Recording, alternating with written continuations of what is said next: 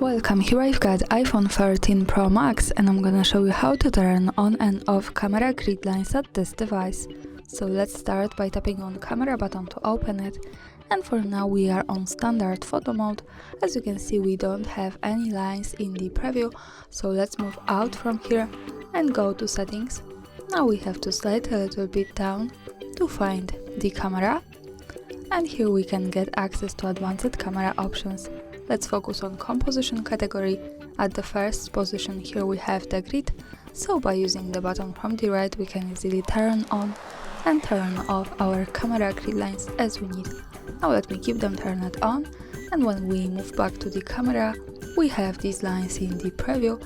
They are useful, for example, when we want to use the rule of thirds in photography or making experiments with composition at our picture.